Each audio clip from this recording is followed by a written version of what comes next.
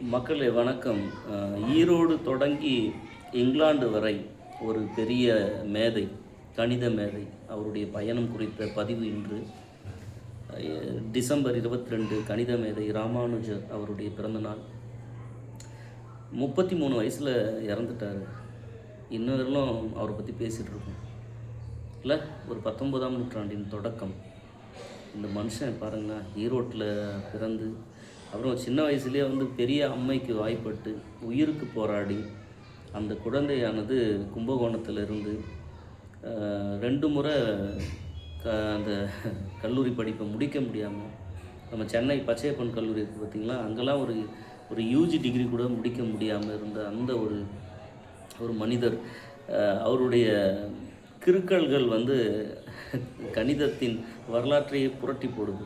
அது கிறுக்கல் சொல்ல முடியாது, ஞானிகளின் அந்த வேகமான நடை. அவர் எழுதி தள்ளிகிட்டே இருப்பாராம். ஒரு முறை பச்சையப்பன் கல்லூரியில் அவருடைய அந்த கணிதம் அந்த தேற்றத்தை பார்த்து அப்போதைய ஒரு வெள்ளைக்கார முதல்வர், கல்லூரி முதல்வர் யார் அந்த பையனை வர சொல்லுங்கன்னு அவருடைய ஏழ்மையான தோற்றத்தை பார்த்து சொல்லுவாங்களே, அந்த உதவித்தொகை மாதிரி, நானே அந்த தம்பிக்கு ஃபீஸ் கட்டுறேன்னு அவர் உதவ எப்படி இருந்தோம் அவரால் அது ஒரு ஆச்சாரமான ஒரு பிராமண் குடும்பத்தை சார்ந்தவர். அவருக்கு இந்த சென்னையில் இருக்கக்கூடிய அந்த உணவு அவருக்கு உடம்புக்கு ஒத்துக்கலை. அதனால் 5 மாதத்தில் அவர் கல்லூரியை தொடங்க அந்த கல்லூரியை தொடர முடியாத ஒரு நிலை அவருக்கு வருது. அதிலிருந்து மறுபடியும் அந்த ஸ்காலர்ஷிப் கட் ஆகுது. மீண்டும் அவரால் படிக்க முடியல. அதுக்கப்புறம் நண்பர்கிட்ட கேட்டு ஒரு சின்ன சின்ன வேலைகள் செய்கிறாரு. துறைமுகத்தில் அந்த ஆவணப்படுத்துதல், அதாவது அந்த டாக்குமெண்ட்டு ஏரியான்னு சொல்லுவாங்க பாருங்கள், அந்த மாதிரி சின்ன சின்ன வேலைகள்லாம் செய்கிறாரு. 30 ரூபாவில் தொடங்குது அவருடைய சம்பளம். அது 75 ரூபாவில் போய் முடியுது. அப்புறம் இவருடைய ஆற்றல் சென்னை பல்கலைக்கழகம்லாம் 3750 ரூபா வரை இவருடைய தொகை உயருது. இதுக்கு இடையில் அவருக்கு திருமணம் ஆகுது. அவருக்கு திருமணம் ஆகும்போது அவருக்கு வயது 21, அந்த அம்மாவுக்கு 10 வயசு. அது இந்த 1800 அந்த காலகட்டங்களில் இந்த சிறு வயது திருமணங்கள்லாம் ரொம்ப சாதாரணமாக நடக்கும். இவருடைய ஒரு 17 வயசுலேருந்து 21 வயசு வரணும் அவர் போட்ட அந்த மேக்ஸ் தான் ராமானுஜருடைய பீக் அப்படின்னு சொல்லலாம். இவருடைய அந்த இந்திய கணித கழகம் ஜேர்னலில் இவருடைய தேற்றம், இவர் போட்ட அந்த மேக்ஸ் அந்த கட்டுரை பப்ளிஷ் ஆகுது. அது இங்கிலாந்தில் இருக்கிறவருடைய ஒரு பெரிய லெஜண்ட் ஜாம்பவான். ஏன் அவர் அப்படி சொல்கிறேன்னா, அவரால் தான் இன்றைக்கி ராமானுஜர் உலகம் ஃபுல்லாக தெரிய ஆரம்பிச்சிட்டாரு. இந்த வார்த்தை பயன்படுத்தலாம். ஏன்னா எவ்வளோ பெரிய நம்ம நாலேஜ் இருந்தாலும் நமக்கு வாய்ப்பு கிடைச்சா தான் நம்ம யாருன்னு ப்ரூஃப் பண்ண முடியும். அப்படி கணித மேதை ராமானுஜருக்கு வாய்ப்பு கொடுத்த அந்த ஒரு பெரிய ஜாம்பவான், இங்கிலாந்து நாட்டை சார்ந்தவர்.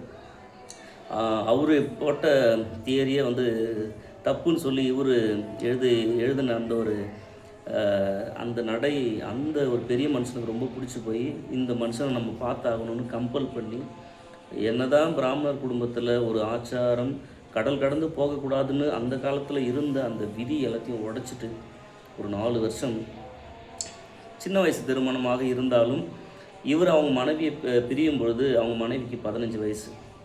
அப்போ இவருக்கு ஒரு கணக்கு பண்ணிங்களா, ஏதாவது ஒரு 15 வயசு, ஒரு 25 வயசு வச்சுங்க. ஒரு 25 வயசு இவருக்கு, அந்த அம்மாவுக்கு ஒரு 15 வயசு. எப்படி இருந்தாலும் அது ஒரு இளம் காதலர்கள் பிரியக்கூடிய ஒரு நிலை அப்படின்னு எடுத்துங்க. கடல் கடந்து அவர் தன்னுடைய வேலை செஞ்சாலும் இந்த உளவியல் பிரச்சனை, அதாவது இப்போ டெக்னாலஜியில் அது ஃபோனு, வீடியோ கால் எதுவுமே இல்லாத ஒரு காலகட்டம். தன்னுடைய இளமையான வயசில் மனைவி பிரிஞ்சிருக்கிறாரு. கடிதத்தின் வழியாக கூட அவருக்கு அவங்க மனைவி கிட்டேருந்து ஒரு நல்ல செய்தி வரல. அதற்கு காரணம் அவங்க அம்மா, ராமானுஜர் ஐயாவுடைய அம்மா ஒரு நல்ல அம்மாவாக, ஒரு நல்ல மாமியாராக வரலாற்றிலிருந்து கவனிக்க முடியல. ரொம்ப ஸ்ட்ரிக்டான ஒரு மாமியாராக இருந்திருக்கிறாங்க. இவருக்கு உளவியல் பிரச்சனை நிறைய இருந்திருக்கு. தன்னுடைய ஆசைகளை பேச முடியல. ஆனால் லெஜண்ட் ஜாம்பவன், என்ன தான் லெஜண்ட் ஜாம்பவனாக இருந்தாலும் ஒரு வடிகால், தனக்கான ஒரு இந்த என்ன சொல்லுவாங்க, ஏன்னா இவர் ஒரு பேசிக்காக ஒரு என்ன சொல்கிறேன், நான் ஆல்கஹாலிக். இவர் குடிக்க மாட்டார், பிற பெண்கள்கிட்டலாம் பேச மாட்டார், தான் உண்டு தான் வேலை உண்டுன்னு இருக்கிற ஒரு என்னதான் ஃபாரினில் இங்கிலாந்தில் இருந்தாலும் இவ் வரலாறு அப்படி தான் சொல்லுது ராமானுஜர் அவர்களை. நம்ம கூட இருந்து பார்க்கல. ஆனால் வரலாற்றின் பார்வையிலேருந்து 90 விழுக்காடு உண்மையை தான் சொல்ல முடியும். அந்த வகையில் இவர் ஒரு சிறந்த மனிதராக இருக்கிறாரு. அதுவே அவருக்கு ஒரு பிரச்சனையாக இருக்குது. ஏன்னா தன் மனைவி பிரிஞ்சு அம்மாவெல்லாம் பிரிஞ்சு இருக்கிறத காட்டிலும் அந்த உளவியல் பிரச்சனை அவருக்கு ரொம்ப தொல்லை பண்ணி, சாப்பாடும் சரி கிடையாது.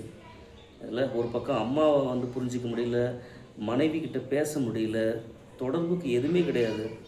வெறுத்து போய் ட்ராக்கில் போய் படுத்துறார் தண்டவாளத்தில், எங்கள் இங்கிலாண்டில். அப்புறம் அவருடைய நண்பர் இவருக்கு வாய்ப்பு கொடுத்த அந்த வெள்ளைக்காரர் ஆங்கிலேயர் இவருக்கு அட்வைஸ் பண்ணி, உனக்கு ஒரு பெரிய பட்டம் நாங்கள் கொடுக்கறதுக்கு காத்துட்ருக்கோம் அப்படின்னு சொல்லி அவர் அட்வைஸ் பண்ணி, அப்புறம் அவருக்கு கேம்பிரிட்ஜ்னு சொல்கிறாங்க. கேம்னா அது ஒரு ரிவருடைய பேர்.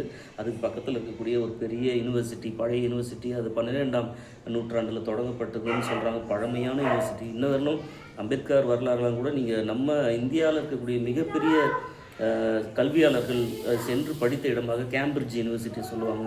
அந்த கேம்பிரிட்ஜ் யூனிவர்சிட்டியை கொண்டாடுதான், செலிப்ரேட் பண்ணான். யாரை? நம்ம ஈரோட்டில் இருந்து கும்பகோணத்தில் ஷிஃப்ட் ஆன ஒரு பெரிய ஒரு ஜாம்பவான் இல்லை, எவ்வளோ பெரிய ஜாம்பவான். அவரை வழி அனுப்பும்போது, அங்கேருந்து வழி அனுப்பும்போது அந்த அப்படி ஒரு பிரியாவிடை கொடுத்த அந்த விஷயத்தெல்லாம் செவி வழியாக நம்ம கேட்கும்பொழுது அப்படியே மெய் சிலுத்து போகுது. அந்த வகையில் ஒரு பெரிய லெஜண்ட், அவர் மாற்றுக்கருத்தே கிடையாது ராமானுஜர் அவர்கள். இல்லை 33 வயசில் இறந்த ஒரு யங்ஸ்டர், சின்ன பையன் இல்லை. ஆனால் அவர் செய்த அந்த 0க்கு மதிப்பு இல்லையா? 1க்கு பக்கத்தில் ஒரு 0 போட்டால் 10ஆக மாறுது, 2 0 போட்டால் 100ஆக மாறுதுன்னு சொல்லி அவர் கேட்ட கேள்வி தான் இப்போ நம்ம பயன்படுத்தக்கூடிய அல்ஜீப்ரான்னு சொல்கிறாங்க.